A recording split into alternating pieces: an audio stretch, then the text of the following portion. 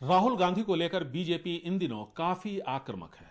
हमारे साथ बीजेपी के वरिष्ठ नेता और सांसद लहर सिंह हैं। आपने एक ट्वीट किया है और यह कहा है कि राहुल गांधी को देश से माफी मांगनी चाहिए, क्या वजह है?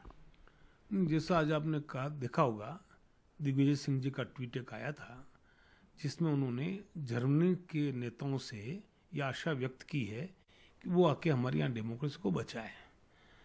तो ये कैसे संभव है?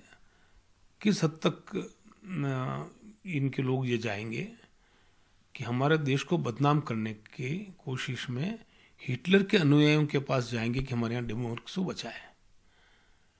तो इसलिए मैंने कहा कि ये अनुचित है और देश के लोकतंत्र का अपमान है। इसलिए मुझे लगता है कि इनको, कांग्रेस पार्टी को माफी मांगनी चाहिए। और अब हम ये देख रहे हैं कि डिस्क्वालिफिकेशन के बाद राहुल गांधी रहेंगे कहाँ, ये भी एक बड़ा इशू है।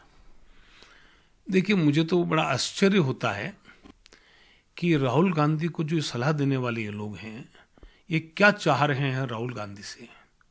क्योंकि मैं जो राहुल गांधी के नज़दीकी लोगों से मुझे जो समझ में आता है कि बड़े अच्छे स्वभाव के हैं और साफ दिल के व्यक्ति हैं।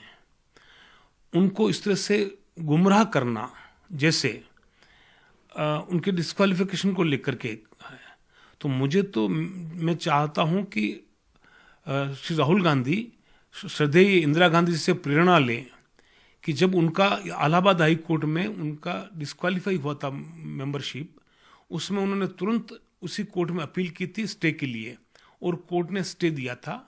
और बाद में श्रद्धेय इंदिरा जी सुप्रीम कोर्ट गई थी। तो सुप्रीम कोर्ट में जो क्या हुआ वो अलग विषय है, मैं उस पर नहीं जाना चाहूँगा, लेकिन उनको वापस उनकी सदस्यता बहाल हुई और वो प्रधानमंत्री बनी रही। इसी तरह से जब बात आता है कि मेरे पास मकान नहीं है और मैं मकान अब खाली कर दूंगा, ये ऐसा क्यों कह रहे हैं? जबकि आदरणीय इंदिरा जी ने भी, जब उनका चुनाव हार गई थी 1977 में और 1978 तक वो एमपी नहीं थी, उस दौरान जब उनका घर खाली करने का मौका आया तो उन्होंने उस समय के प्रधानमंत्री आदरणीय मोरारजी देसाई से निवेदन करवाया था, और मोरारजी देसाई ने तुरंत उनकी बात को मानते हुए उनको नंबर 12 विलिंगडन क्रेसेंट मकान रहने के लिए दिया था। तो ये संविधान के नाते, एक नागरिक के नाते, एक एक्स एमपी के नाते उनका हक बनता है।